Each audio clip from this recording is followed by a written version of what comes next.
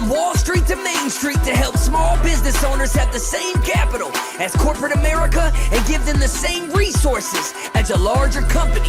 We cover business funding, business credit, scaling, business consulting, and much more. Check out the website at shieldadvisorygroup.com. Welcome to the show, The Liquid Lunch Project. Hey, what's up, everybody? Welcome back to another episode of the Liquid Lunch Project. I am Matthew R. Meehan, alongside my partner, the Professor Luigi Rosabianco. What's on tap today, Lou? Matthew, cancel your lunch day. We're going to be here a while. This entrepreneur makes us look like type B. This guy's on fire. He's created the shared success agreement, which every business today is going to implement within their business. He's written a book called The Rise of the Non-Technical Entrepreneur. And he's got this wonderful 5 stages of scaling that he's going to teach us about. So welcome to the podcast, Colin Hirdman. Thanks, guys. Really appreciate it. I think from a chronological order, probably makes sense. Let's start with the 5 stages of scaling. Yeah, no, sounds good. So this 5 stages of scaling is something I realized when I sold my first business, and I didn't even realize I was doing it. So I'll tell you kind of how that worked. So stage 1 is having a vision for a software product. So what we're talking about here is the fact that right now, for like non-technical entrepreneurs, there's never been a better time to think about scaling your business with software, with product.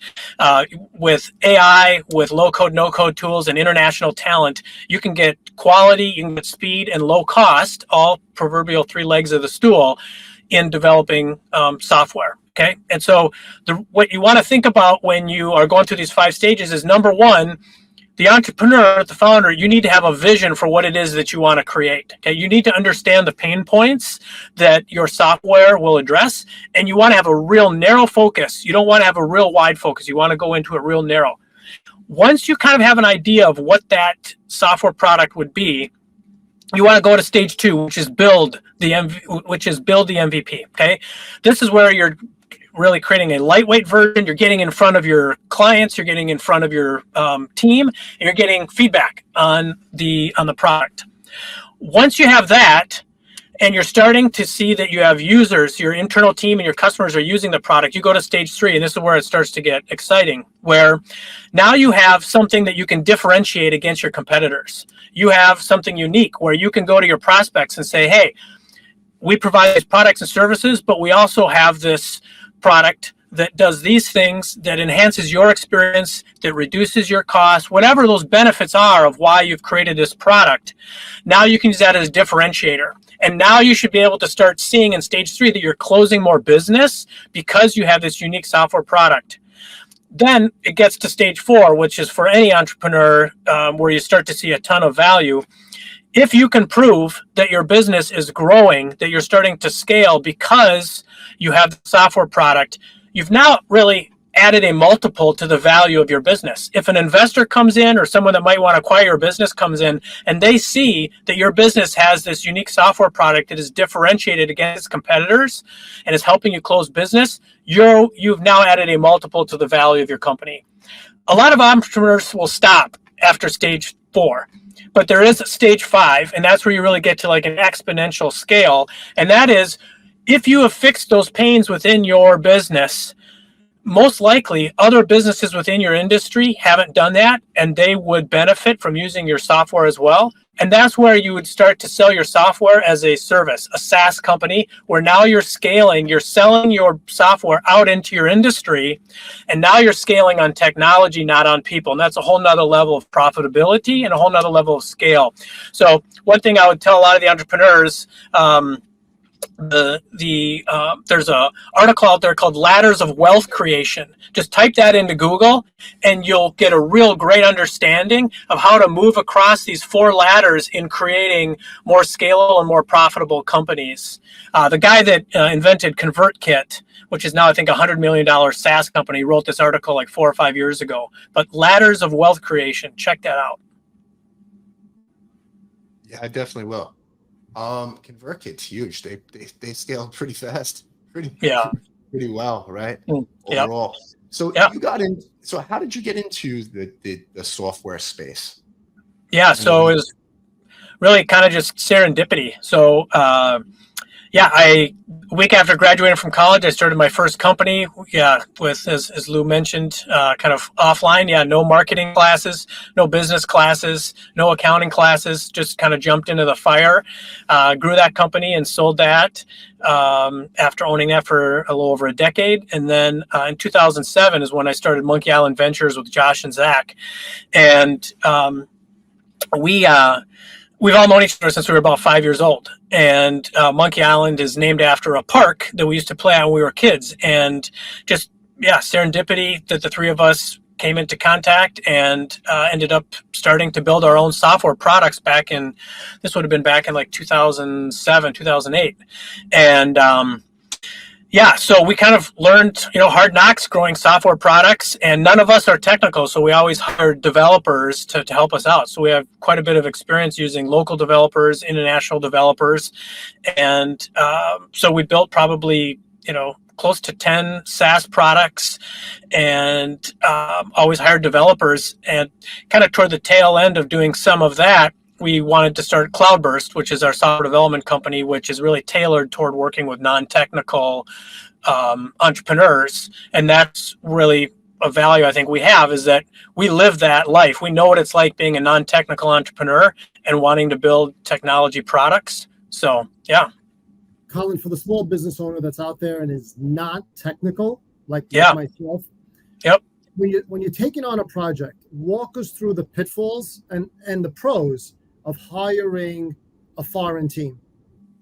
Yeah, no, that's a great question. So there's a few things. Number one, there's accountability. So we've worked with some teams earlier on and individuals that would just kind of disappear, right? I mean, if they're literally half a world away, they disappear. There's nothing you can do about it. Can leave you in limbo. There can be, big issues around time or cultural differences that you need to be aware of, communication styles. So you need to make sure that you're feeling comfortable with the team that you end up choosing. But what I would say, yes, you can find big teams internationally, and you can get them at a lower rate than what you'd pay in the U.S. But one of the things to really make sure that you're aware of when working with them is, as a non-technical entrepreneur, how do you hold them accountable? Right? How do you hold them accountable when you don't know, what tech stacks they might be recommending?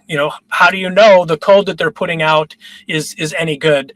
So there's that, because you have that technical deficit, you as that business owner need to make sure that you have a partner that you can trust, that not only understands the technology side, but also understands the business and entrepreneurial challenges that you're trying to fix. Because there's plenty of times where we meet with an entrepreneur and we end up coming out of that meeting and really we've all decided they should not build what they were thinking about building. So you want to find a partner that will also say, no, you shouldn't build that, or we think you shouldn't build it. Doesn't mean that you shouldn't, but there may be real reasons why you shouldn't, and some of it might just be technical complexity and budget. Colin, walk us through just some of the different offerings that you've put together over the years. I mean, you've got 10 SaaS companies and products. Walk us through these friends to small business. So what goes through what was that last part? Walk us through some of these type of products that you're offering to small businesses. Oh, okay, yeah, for sure. So and this is also a strategy that I would highly recommend. We were talking about, even this morning, we had an event here called No Code Coffee. It was our first one, had about 30 entrepreneurs attend it. Having a service-based business is a wonderful way to kickstart your entrepreneurial journey or to continue as a small business, because it's providing something of immediate value that you can make money from, that can really create a foundation for doing other things. So, kind of under Monkey Island, we have Agurian, our digital marketing company, and Cloudburst, our software development company, which are service-based companies that are really providing the foundation for us to do other things. So most of the SaaS products that we've built are dead. So, and so we've gone through a whole bunch of machinations, and I'll call out a couple of them. So one product that we developed back in like 2012, 2013, it was called Local Tweets. And it was kind of when Twitter was starting to really take off. Well, we built this product. It took us less than a month. And what it would do is you'd sign in with your Twitter account.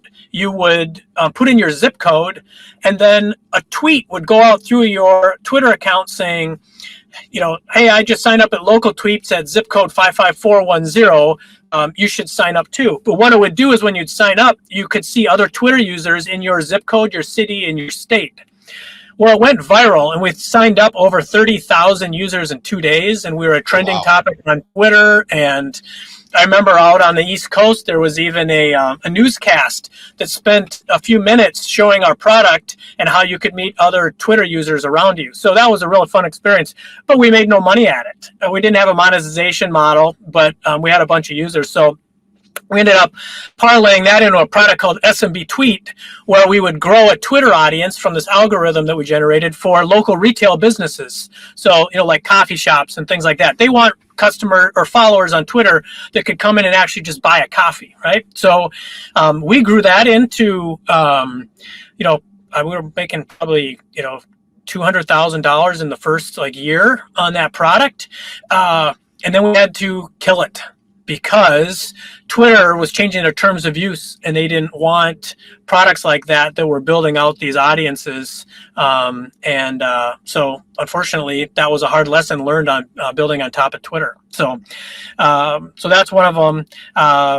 We have built out a podcasting tool called QuickTake that would allow people to leave audio messages for the podcaster, and then they could integrate those into their podcast with that audio. So, so when they're producing them, they could bring in the voice of their listeners into the podcast. And then, there's been a few others. We actually, one big kind of pivot for us at one point, we did a Kickstarter campaign for a smart water meter, and we actually got funded $120,000 on Kickstarter, and we spent a few years building a smart water meter that would just clamp around your pipe at home. You wouldn't have to cut into the pipe. You would plug it in, connect it to Wi-Fi, download our app, and then you could see your water usage in real time. And this was around 2015, I think, 2016. And there's no major market for that type of technology. So the Kickstarter was kind of a false positive. So it was super frustrating. How would the technology work? How would it measure the water within the pipe? It uses ultrasonic technologies using sound. So if you knew the diameter of the pipe and you could know the speed of the water running through it, you'd know how much water is running through, and then you could do a calculation and then send that to the user and show them if it's leaks or whatever. But yeah, we shut that company down like a year and a half ago. So we've definitely had some stinkers in there too, but so with a lot of the kind of learning I've had over the last 5 years, especially with doing a lot of outreach through email and LinkedIn with the different products that we've been developing for ourselves and for clients, is when I started kind of in the last 6 months, we've launched that productized service Rainmaker, which is really focused on helping other founders and owners build their network, their leads, and their sales using LinkedIn and some LinkedIn, what we call authentic automation, which is we're using automation, we're streamlining and creating scale, but we're doing it in an authentic way. We're using the authentic voice of the client at all times. In a lot of ways, you can almost just think about it like taking manual actions that you do on LinkedIn and just automating those. And we've been having really phenomenal success with that. So that one's just starting to get kind of kicked off. Yeah. So tell us a little bit more about that. How do you use somebody's natural voice, natural tone? Yeah. Is there AI involved in it as well? Is it just going to be automated messages on LinkedIn? Because I hate that, because that's why I don't go to LinkedIn, because it's always just these spam bots.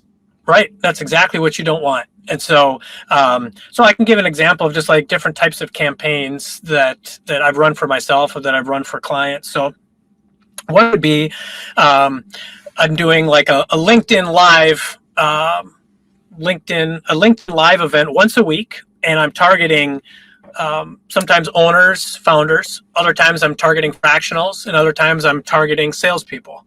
The bulk of what I'm saying in each of those is essentially the same. There's a little bit of customization to those groups. But what I will do is I'll automate out the growth of my network on LinkedIn. So I go into Sales Navigator, I pick out the audience that I want to get in front of. I go out and I will grow my first connections, right? So my audience is growing every single week. And as my audience continues to grow with kind of my ideal client profile of the kinds of people I want to be in front of, then I need to think about what kind of value am I bringing into that. So part of the value, and this is where I think a lot of people should focus in on, it's around education. A lot of times people buy from where they get educated. And so what I'm doing when I'm putting out this content, I'm teaching people how to use LinkedIn. So I can go out to that first degree network. I can automate out then also sending out my invites, and I can get those invites sent out through LinkedIn in front of the people that I want to attend my live stream. And some percentage of those people will sign up, and they'll sign up for my live stream. So then I do my live stream. Some percentage of those people will attend the live stream, some won't. But now I have a list of people to reach out to after the live stream is over. And now I can personalize my response and the outreach to each of those people. But what I've also found is that when you do these live streams on LinkedIn, there's a long tail effect where if I do a live stream, maybe there's only 20 or 25 minutes of it that actually gets watched when I'm live. But I'll go back a week later and it'll be like over 3 hours of time that are people watching the recording, right? So there's these kind of long tail effects that can happen. So I think the main thing that people need to think about is the authentic voice has to come from the owner, the founder, the entrepreneur. I will help them, if I feel like they're being like real salesy, I'll say, that seems a little bit too salesy. You might communicate in a way that you'd want to be communicated with, and kind of the way that we're doing, this podcast right now. It's very laid back. It's casual. That's how you want to communicate with people as well on LinkedIn. You want it to be authentic. So the messaging that I will do with my clients is very much, around staying authentic to you, your brand, and don't be salesy. Just try and be there to help. And continue to provide content and continue to provide value into that LinkedIn network. But it works pretty much 100% of the time. Like it just works, and it's great. I guarantee that all of us have received invites and messages that we don't know are automated and are. And yes, you get a lot of really crappy automated ones, but I also guarantee you're getting some that are automated that aren't. That you don't know are automated. So it's all about kind of that science and art, right, of using technology. So Colin, let's go back to the beginning, because you learned a very valuable lesson when you were starting out. When you're bootstrapping a new company, funds are limited, but you need experts and you need advice and you need consultants. Walk us through the brainchild behind shared success agreements.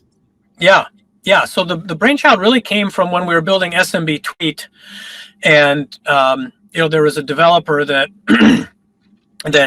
we wanted to hire that was local, that we knew, and he said, "Guys, I know you're in bootstrap mode." He says, "My normal rate's $100 an hour." He said, "I'll charge you $50 an hour to build your product, your MVP, but once it's built, I want 10% of your revenue to go back to me until I'm paid out on all the hours that I put in to build it at $150 an hour." And we said, all right, that sounds like a good deal. So he built the MVP. He got $50 an hour on all the time that he put into it. And then when we launched, we started generating revenue, and 10% of our revenue went back to him. And he got paid out at $150 an hour on all the time that he put into building the product. So his benefit was he got some money up front, and then he got an additional income stream coming in later that he didn't have to put any more time in. And for us, we got our MVP built, and we didn't have to give up any equity. So it was a real win-win for both sides. So that was where the idea kind of came from. And then when we started Cloudburst, we adopted that idea and then named it the Shared Success Agreement. And we don't make any money on those. And we created a site called sharedsuccessagreement.org that anyone can go and use to build these agreements. And to us, it's just a wonderful alternative to debt or equity or crowdfunding. It's really lightweight. You don't have to get into valuations. You don't have to get into cap tables. You can be as creative as you want. And it's just a great way for owners, founders to get in, more of a win-win, more of a partnership with their vendors. So it doesn't matter whether you want to hire someone for marketing or software development or accounting or legal or whatever. The other person or the other side just needs to be willing to enter into an agreement, and then the two parties just need to agree, on the terms. Colin, what I love about that agreement is it's not just a limitation of funds. It's about both sides keeping each other honest. Right? If that service provider has that much confidence in his expertise or her expertise, hey, why not go for the upside? Yeah, right. I love how you can extrapolate that across so many different fields. Yep. Yeah. No. Right. And it's a way for it's a way for the service provider to, number one, I've had a lot of conversations with fractionals over the last few years, and the biggest impediment for them landing a new client when the two sides really like each other is cost, right? And so the shared success agreement is a way for you to say, I'll discount my services, 25%, but that 25% discount, I want, a 3x multiple on, and I want, 5% of your overall revenue to pay me out that 5% every month over time. And what that allows then is for them to get into partnership, to really both be on the same page about wanting, this company to grow and to, and to scale. And you just don't get that same feeling when, it's just somebody doing something for dollars, and that there's nothing wrong with that. But and that's plenty good for a lot of circumstances. But the shared success agreement can be used in a lot of different creative ways. No, but that's exactly what it is. You create a paradigm shift with the service provider where he's now mentally engaged in the success of that company, as opposed to just investing 2 hours on that service. He turns over the hourglass and I'm out of here. Right, exactly. Well, the other thing too is, as that owner or founder, when you're working with that service provider wants you to succeed. That service provider wants you to be able to fulfill the obligations of the shared success agreement. So they're going to do everything in their power also to help you out, which might mean, bringing in, other service providers that they know of that could do a really good job, or other people that might be open to doing a shared success agreement. So it just deepens the relationship, makes it more meaningful, and hopefully allows both sides to, again, come out of this in a win-win. Hey, Colin, let me ask you a question. Do you think entrepreneurs develop thick skins, or do you think people with thick skins end up becoming entrepreneurs? Because frankly, I love the smart water meter idea, but the market didn't. And obviously, we have a lot of flops, but we also have a couple of successes that keep the doors open. So kind of walk me through that thick skin theory. Well, it's funny because you use thick skin kind of as the analogy, and I also think about it, almost from like a mental standpoint, right? Which is, how much can you put up with? How much can you take? Because it's harder than hell being an owner, being an entrepreneur. And so for me, there's a couple things. So like one, probably at the top more than anything is, we have a finite life. We're only going to be here for so long. So how do I want that life to look? So when I'm, 90 years old and I'm looking back on my life, do I want to just, played it safe, not taking any risk, just worked for the man and, called it a day? Or would I rather look back and say, man, like 70% of my ideas failed, but those other 30%, they created a really rich and I hit them out of the park. Yep. So I think it spawns probably from that for me. Do I think some people are born more or less risk averse? Yeah, I do. Honestly, I would say I'm probably somewhat of a fairly risk-averse person, but entrepreneurship in a lot of ways. I remember listening to this one CEO at this event I was at that was presenting in the early 20s, and he said, people look at risk, and he says, for me, being a CEO of a company, there's less risk than in working for someone else, because he says, if I'm running the company and I'm looking at the top line and we're starting to lose customers, he goes, I actually have a runway where I can make changes and I can make decisions and I can do things that would keep my company vibrant. He goes, if I work for somebody else, they could hire me one day and fire me the next. So yeah, I think some of it is just perspective of what does risk look like to you. But yeah, and I think part of it too is just get started, get in the fight. If you aren't an existing, business owner, just start building, because I do agree from a thick skin standpoint, I can put up with a lot more than what I used to. So I think that gets built over time as well from all the scarring maybe that we encounter. But well, you had to have a thick skin to write a book, and you recently published The Rise of the Non-Technical Entrepreneur. I mean, basically for you, that was your memoir. I mean, you opened up your diary. Yeah, right. Yeah. And that's more of a guide than a book, but yeah, it's something that we've seen, with the advent of, AI and no code and international talent, non-technical entrepreneurs are going to be creating more tech companies. They're going to be creating more companies that are tech enabled. And if you're an entrepreneur and you're not thinking about tech, I guarantee that your competitors are. So it's really important that, entrepreneurs across the board are thinking about how technology and especially software can augment their business and help, create efficiencies and take away pain. I forgot the context, but a couple of days ago, Matt and I were talking about the early days of the website. It would cost tens of thousands of dollars, and you needed 3 guys that knew code, and you needed a graphic artist, and it was just it was a heavy lift. And now with a couple of $100 in 2 hours, you have a world-class website. Yep.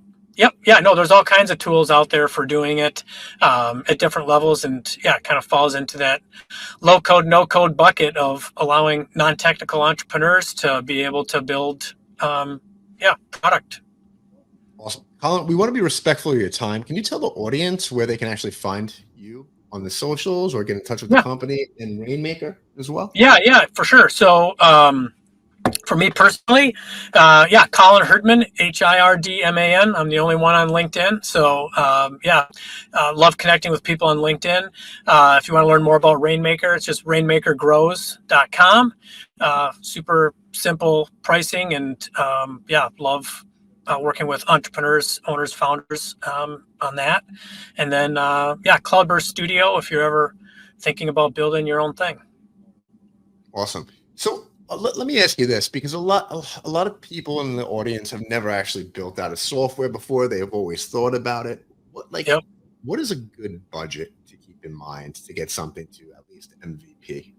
Yeah, no, that's a great question. A lot of times we'll talk to entrepreneurs and they'll have really wide vision on what it is that they want to build with a lot of features and functions and all this.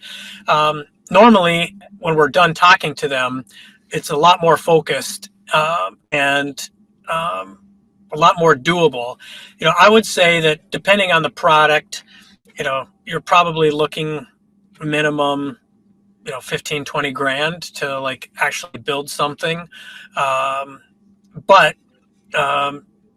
if you were to build more a full, robust product, you definitely are looking, 50 to 100 grand to build something like that. So, but what I would say to a lot of the entrepreneurs listening is that, again, if you're picking out discrete problems that you could fix if you had a software solution, or maybe you're even, one of the things we talk about is spreadsheets to software. If you had spreadsheets and you're using those quite heavily in your company, and you're finding issues with those, building that into software, is a much lighter lift. So for me, it's really thinking about how can you focus in on the specific problem that you want to address, and could you start building that out through like a low code, no code product, and even hiring us to do like a low code, no code build for you, would be under that 20 grand.